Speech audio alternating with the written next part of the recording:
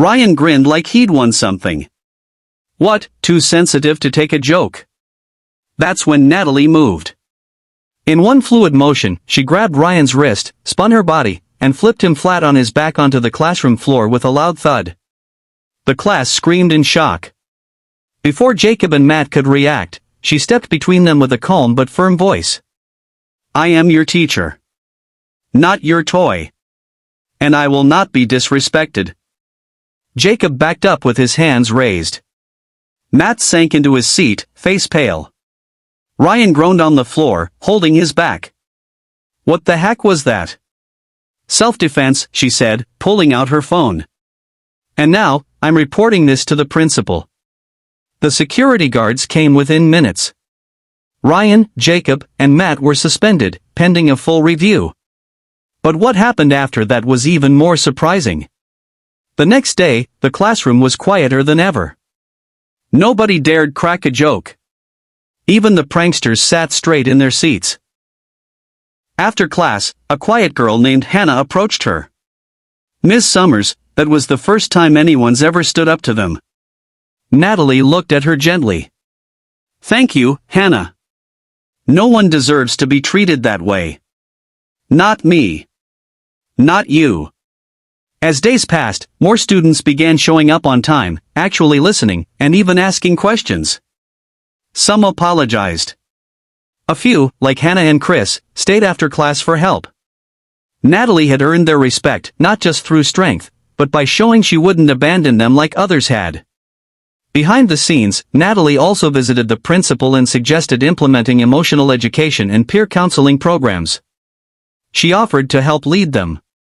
She wasn't just there to teach, she was there to rebuild the culture. Even Ryan eventually returned from suspension. He didn't speak much. But one afternoon, he waited after class. I was wrong, he muttered. No one's ever stood up to me like that. Not even my dad. Natalie nodded. It's never too late to learn. That's what school is for. Ryan didn't say anything else, but he never caused trouble again. And by the end of the semester, he even passed her class. The first day of school at Lincoln High was usually uneventful, but this year was different. When Ms. Natalie Summers walked into room 3C, the entire class went quiet, not out of respect, but in disbelief. She was young, graceful, and dressed modestly, yet confidently. Her kind smile and gentle tone seemed too soft for a group of teens who had already made the last 3 substitute teachers cry. They whispered behind her back, exchanging smirks like they had already made their decision about her. Natalie had just finished graduate school and this was her first full-time teaching job.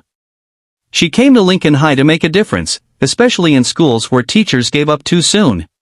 She had grown up watching her own mother, a teacher in a rough part of town, fight for every student, no matter how difficult. But Natalie had one thing her mother didn't: she was a 3rd-degree black belt in Judo. Not that she ever imagined using it in a classroom. Until that day.